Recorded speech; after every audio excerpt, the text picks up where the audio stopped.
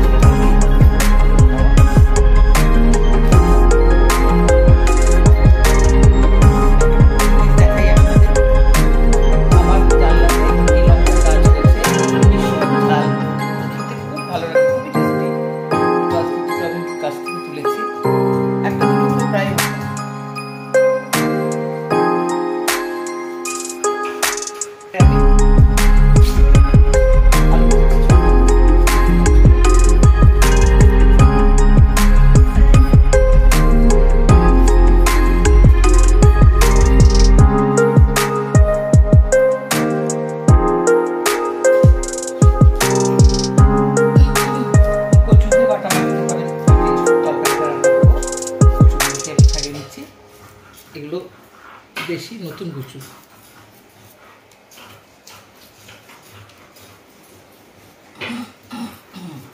এই কচুগুলোকে আমি সেদ্ধ টেদ্ধ কিছু করবো না, তরকারিতে একবারে দিয়ে করব। এইভাবে দু টুকরা করে কেটে নেব, বড় বড় করে নিচ্ছি।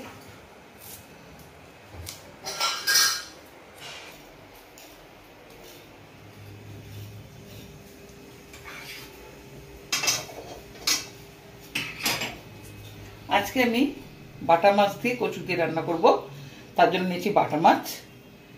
আচ্ছা, ফোড়নের জন্য নিয়েছি 5 ফোড়ন, তেজপাতা, শুকনো লঙ্কা, নুন, হলুদ, পেঁয়াজ বাটা, আদা বাটা আর জিরা, ধনিয়া একসঙ্গে বাটা, গোলমরিচের বাটা। কম বেশি করে দুটো তরকারিতে প্রায় একই মশলাই দেবো, আপনারা দেখুন কেমন আছে।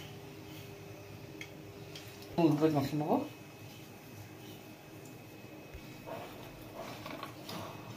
এই মাছগুলো আমাদের এখানে গঙ্গারামপুর বলে একটি জায়গা আছে, ওখানকারই মাছ। এবার কড়াইটা গরম হয়ে গেছে আবার।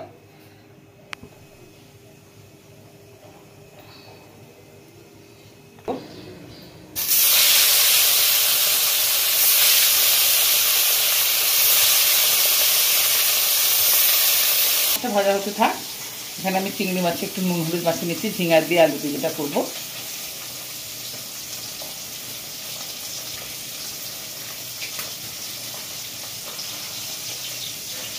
মাছগুলো আমি উল্টে পাল্টে নেবো। এবারে এক পিঠ ভাজা হয়ে গেছে।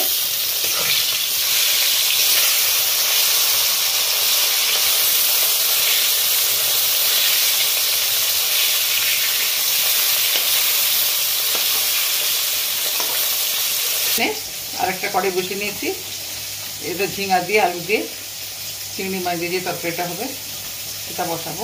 ওটাকে অল্প তেল দিয়েছি।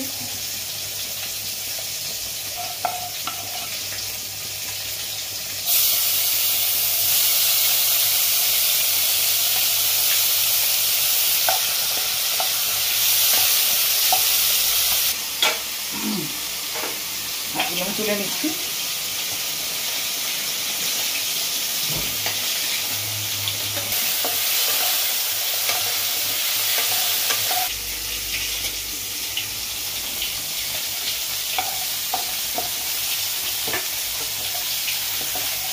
মাছগুলোকে তুলে নিচ্ছি। কচুটা ঝিঙা আলু দিয়ে রান্না করার জন্য তেল দিচ্ছি কড়াতে। এতে আমি একটু শুকনো লঙ্কা, একটা তেজপাতা দিচ্ছি।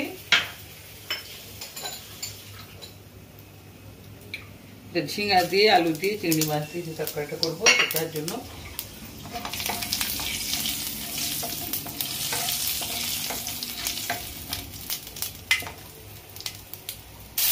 ঝিঙাটা আমি একটু পরে দেবো।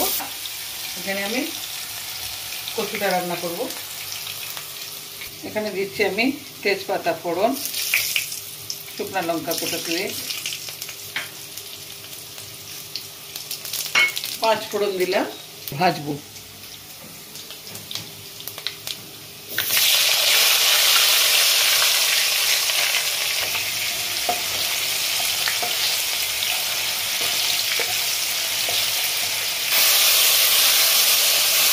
কতগুলো একটু ভেজে নেবো একটু।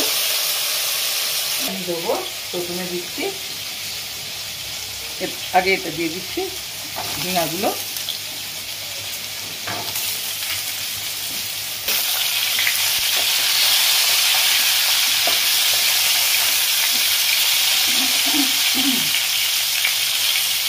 এখন আমি নুন দিচ্ছি না, নুন দিলে জলটা খুব বেরিয়ে যাবে। আমি মশলাগুলো কষিয়ে নিই, তারপরে নুন দেবো। প্রথমে দিলাম হলুদ, পেঁয়াজ বাটা,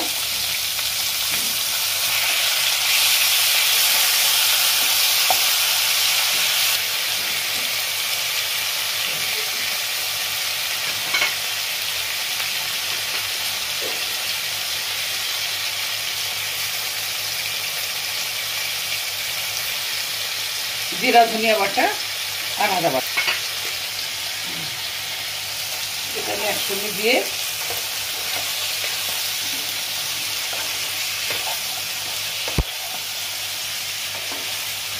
সঙ্গে দিয়ে দিয়েছি। এখনো নুন দিইনি।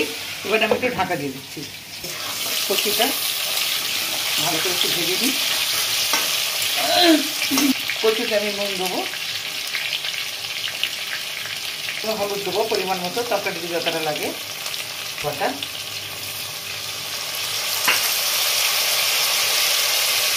জিরা ধনিয়া বাটা, আদা বাটা,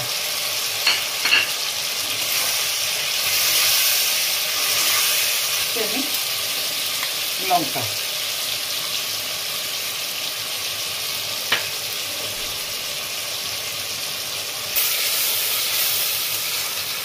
আমি সব মশলাগুলো দিয়েছি। এবার একটু কষিয়ে নিচ্ছি, আস্তে আস্তে হতে থাক। ঝিঙা আলুর তরকারিটা এটাতে এখনো নুন দিয়ে এবার নুন দেবো।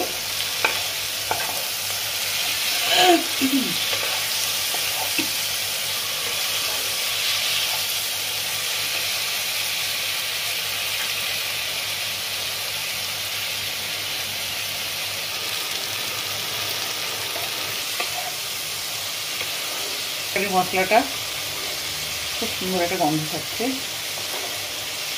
ঝিঙার একটা সবুজ সবুজ গন্ধ থাকে। আমার তো ভীষণ ভালো লাগে। কিন্তু তরকারিতেও ওটাতে মশলার সঙ্গে মিশে গন্ধটা একটা খুব সুন্দর। যেগুলো আমার কাজ হয়ে গেছে সেগুলো আমি সরিয়ে নিচ্ছি ধোয়ার জন্য। অযথা এখানে রাখবো না, আর একটু মশলাটা কষানো হবে। গরম জলটা পরে ফেলে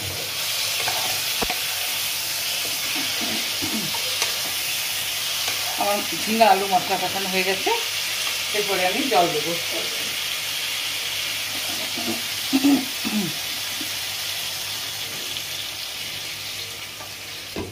আমি ঢাকা দিলাম এটাতে, এটা একটু ফুটে যাক, মাছ দেবো। এরপরে আমি কচুর মশলা ভাজা হয়ে গেছে। এরপরে এখানে আমি জল দিয়ে দিচ্ছি। এবার একটা আমি কথা বলি, কেন আমি কচুটা সেদ্ধ না করে ভাজলাম। এক নতুন কচু, তারপরে এটা আমি যদি ভেজে নিই, কচুর মধ্যে যে স্লিপারিটা থাকে ওটা থাকবে না। যদি সেদ্ধ করে নিই তাহলে তরকারিটা একবারে ঘাটা ঘাটা হয়ে যাবে, ভালো লাগবে না। এখানে কিন্তু কচুগুলো আস্ত থাকবে, খেতেও ভালো লাগবে, দেখতেও ভালো লাগবে। এবারে আমি জল দিচ্ছি।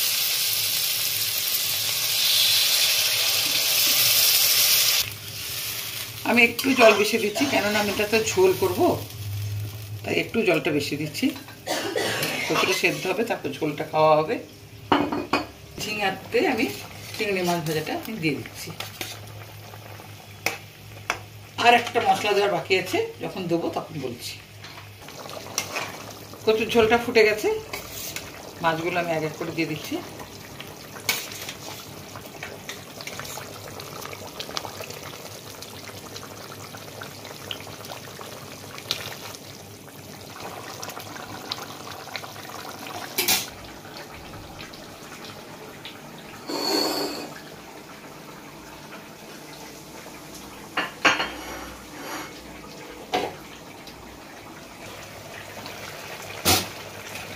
ঝিঙার তরকারি ঢাকাটা খুললাম, প্রায় হয়ে গেছে।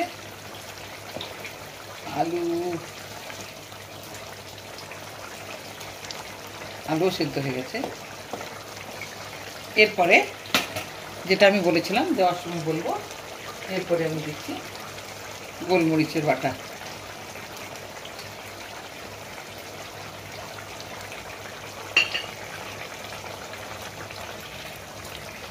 এই বাটার স্বাদ, গন্ধ সবটাই আলাদা হয়ে যায়। এটা বেশি ফোটাবো না, গোলমরিচ দিয়েছি যেহেতু। বন্ধ করলাম, ঢাকা দিয়ে রাখলাম।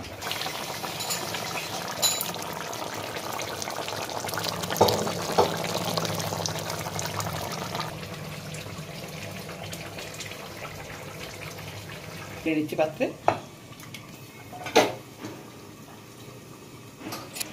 একটু উচ্ছা ভাজা করবো। উচ্ছাটার আমি নুন মাখিয়ে নিলাম।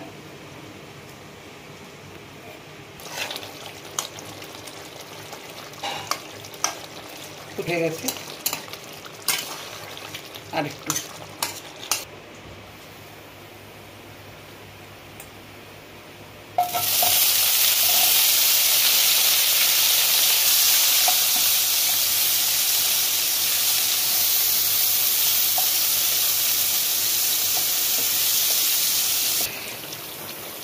এখানে একটু গোলমরিচের গুঁড়ো দিলাম বাটা,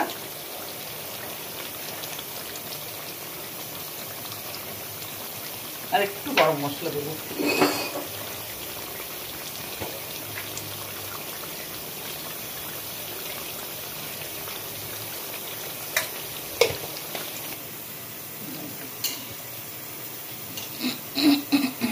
কচু দিয়ে বাটা মাছের ঝোল হয়ে গেছে। এবার আমি নামিয়ে নেবো, গ্যাসটা বন্ধ করছি।